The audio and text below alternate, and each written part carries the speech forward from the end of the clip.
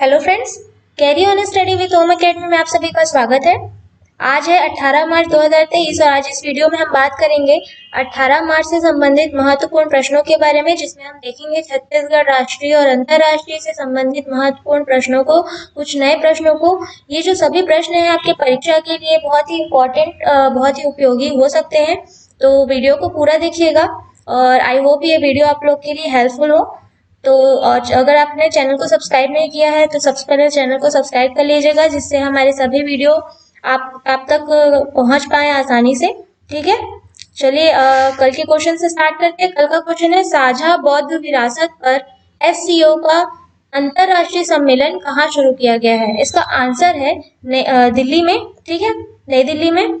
इसके विस्तार पर बात करते हैं थोड़ा। एससीओ राज्यों के साथ भारत के सभ्यतागत संबंधों पर ध्यान केंद्रित करने के साथ साझा बौद्ध विरासत पर शंघाई सहयोग संगठन यानी कि एससीओ का 2 दिवसीय अंतरराष्ट्रीय सम्मेलन नई दिल्ली के विज्ञान भवन में शुरू किया गया था। ठीक है, सम्मेलन का जो उद्देश्य है क्रॉस सांस्कृतिक संबंधों को फिर से स्थापित करना और विभिन्न एससीओ राष्ट्र राज्य संग्रहालय संग्रहों में मध्य एशियाई बौद्ध कला, कला आंदोलन और पुरातात्विक संस्थानों और पुरातनता के बीच समानता की तलाश करना इसका उद्देश्य है। ठीक है, तो चलिए अगला प्रश्न स्टार्ट करते हैं आज का। आज का प्रश्न है, राज्य में महिलाएं कितने रुपए प्रति किलो की दर से गेंदा फूल की बिक्री कर रही हैं? इसका आंसर है 100 रुपए की। विस्तार पर बात करते हैं। परंपरागत खेती की जगह आधुनिक खेती का फायदा लेते हुए राज्य की महिलाएं फूलों की खेती कर रही हैं, जिसमें पहली बार गेंदा फूल के टेनिस बॉल किस्म की खेती शुरू की गई है, जिसमें 150 किलोग्राम फूल बेचकर 15,000 रुपए कमाए गए। ये पहली बार में ही 150 किलोग्राम फूल बेचकर 15,000 रुपए कमाए गए हैं, ये राज्य की महिलाओं के द्वारा। इस खेती में कम पानी, कम लागत, कम मेहनत और अधिक मुनाफा कमाया जा सकता है, ये महिलाओं द्वारा बताया गया है। ठीक है, चलिए अगला प्रश्न है, राष्ट्रीय अंधता नियंत्रण कार्यक्रम का आयोजन राज्य के किस जिले में किया जा रहा है? इसका आंसर है दंतेवाड़ा। विस्तार पर बात करते हैं। राष्ट्रीय अंधता नियंत्रण कार्यक्रम के अंतर्गत 12 से 18 मार्च तक ग्लूकोमा सप्ताह आयोजित किया जा रहा है। इस ग्लूकोमा सप्ताह के दौरान जिला चिकित्सालय यानी दंतेवाड़ा के जिला चिकित्सालय में 44 लोगों को मोतियाबिंद का ऑपरेशन किया गया व निःशुल्क चश्मा वितरण किया गया। ठीक है, अगला प्रश्न है, मुख्यमंत्री वृक्ष संपदा योजना के अंतर्गत वाणिज्यिक वृक्षारोपण को बढ़ावा देने हेतु कितने प्रतिशत का वित्तीय अनुदान निर्धारित है? ठीक है, इसका आंसर है 5 एकड़ के लिए 100% का अनुदान और 5 एकड़ से अधिक के लिए 50% का अनुदान। याद रखिएगा, इंपॉर्टेंट है। विस्तार पर बात करते हैं। इस योजना के अंतर्गत बलरामपुर जिले में 1,395 हितग्राहियों के 2,085 एकड़ भूमि का पंजीयन वृक्षारोपण के लिए किया गया है। योजना अंतर्गत समस्त वर्ग के सभी इच्छुक भूस्वामी पात्र होंगे। ठीक है, यानी कि शासकीय, अशासकीय और सभी क्षेत्र से जो सभी इच्छुक भूस्वामी हैं वो पात्र होंगे। मुख्यमंत्री वृक्ष संपदा योजना के अंतर्गत अब तक 1395 हितग्राही चयनित हो चुके हैं। चलिए अगला प्रश्न है, हाल ही में गवर्नर ऑफ द ईयर 2023 से किन्हें पुरस्कृत किया गया है? बहुत ही इंपॉर्टेंट प्रश्न है, याद रखिएगा। इसका आंसर है शक्तिकांत दास। विस्तार पर बात करते हैं। रिजर्व बैंक ऑफ इंडिया के गवर्नर शक्तिकांत दास को 2023 के गवर्नर ऑफ द ईयर पुरस्कार से सम्मानित किया गया है। केंद्रीय बैंकिंग ने महामारी और यूक्रेन युद्ध के माहौल में वित्तीय बाजार की अगुवाई करने पर उन्हें यह पुरस्कार दिया है। आरबीआई के पूर्व गवर्नर रघुराम राजन को 2015 में पहली बार यह पुरस्कार प्रदान किया गया था। ठीक है, अगला प्रश्न है, हाल ही में किस भारतीय अमेरिकी इंजीनियर को अमेरिका के सहायक रक्षा मंत्री के रूप में चुना गया है? इसका आंसर है रवि चौधरी। विस्तार पर बात करते हैं। संयुक्त राज्य अमेरिका ने भारतीय मूल के रवि चौधरी को ऊर्जा प्रतिष्ठान और पर्यावरण के लिए वायुसेना के सहायक सचिव के रूप में चुना गया है। यह पेंटागन के शीर्ष नागरिक पदों में से एक पद है। ये जो पद है आपका, ये पेंटागन के शीर्ष नागरिक पदों में से एक पद है। इससे पहले रवि ने परिवहन विभाग में सीनियर एग्जीक्यूटिव के रूप में कार्य किया है, जहां वे फेडरल एविएशन एडमिनिस्ट्रेशन में advanced program and innovation office of commercial space के निदेशक थे। चलिए अगला प्रश्न है, PLI योजना के तहत चयनित कंपनियों का किस मंत्रालय से समझौता ज्ञापन पर हस्ताक्षर हुआ है? इसका आंसर है इस्पात मंत्रालय से।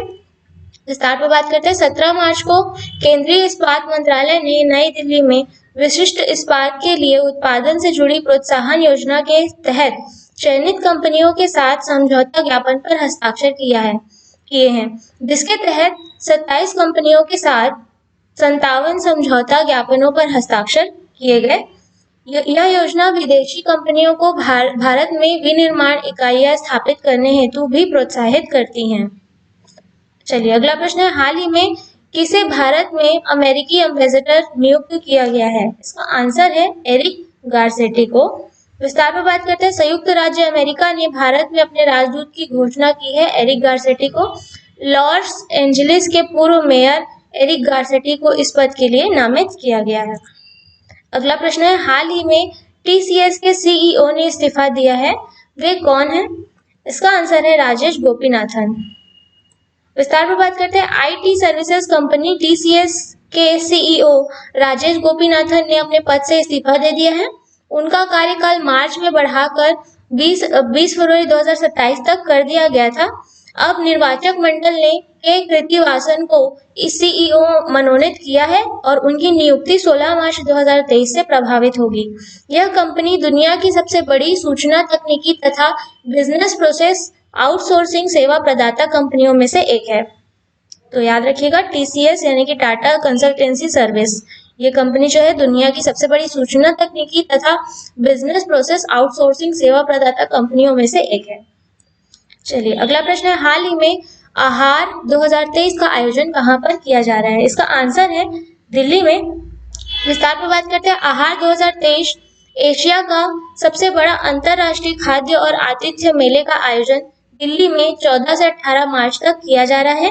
इसका उद्देश्य आतिथ्य उद्योग की क्षमता को प्रदर्शित करना और घरेलू व विदेशी उपभोक्ताओं को तकनीकों, वस्तुओं व सेवाओं का प्रदर्शन करना है।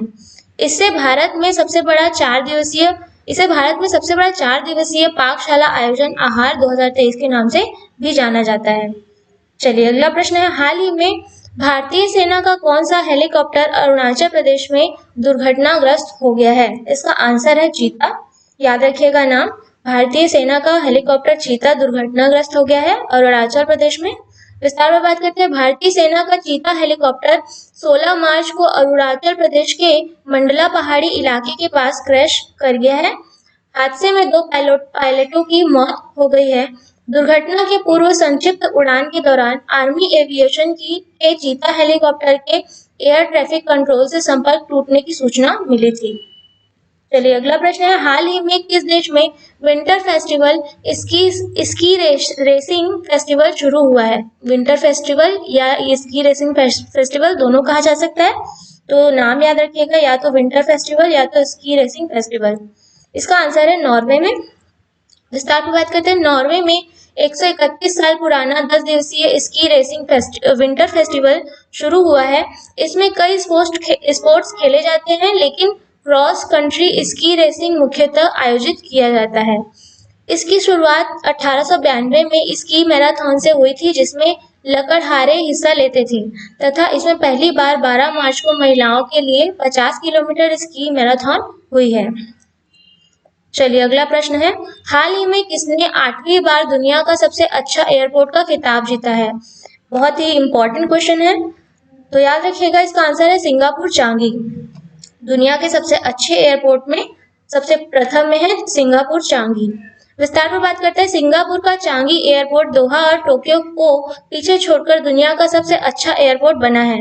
पहले यह तीसरे स्थान पर था, अब यह प्रथम स्थान पर आ गया है। ठीक है, जो दोहा और टोक्यो को पीछे छोड़कर प्रथम स्थान पर आया है। स्काईट्रैक्स वर्ल्ड एयरपोर्ट अवार्ड्स 2023 में दुनिया के दूसरे नंबर पर दोहा का हमद और तीसरे नंबर पर टोक्यो हनेडा जो है ये रहे हैं।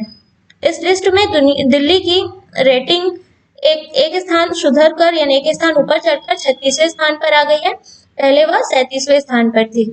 दिल्ली दक्षिण एशिया में सबसे साफ एयरपोर्ट माना गया है। ठीक है, तो दिल्ली की रेटिंग याद रखिएगा 36वें स्थान पर है इस वर्ष। चलिए अगला प्रश्न है, हाल ही में अमेरिका की किस रिसर्च फर्म ने चैट जीपीटी 3 के बाद चैट जीपीटी 4 लॉन्च किया है? इसका आंसर है स्टार्टअप ओपन एआई। नाम याद रखिएगा। विस्तार पर बात करते हैं। Startup open AI chat GPT का नया वर्जन चैट जीपीटी 4 लेकर आया है, जो एडवांस्ड टेक्निकल राइटिंग में सक्षम है। जीपीटी 4 कई मामलों में ह्यूमन लेवल परफॉर्मेंस देता है तथा फोटोज और टेक्स्ट दोनों से कॉन्टेक्ट जनरेट कर सकता है। ओपन एआई की शुरुआत 11 दिसंबर 2015 को नॉन प्रॉफिट रिसर्च कंपनी के तौर पर हुई थी, जिसका उद्देश्य इंसानों के फायदे के लिए आर्टिफिशियल इंटेलिजेंस का इस्तेमाल करना था।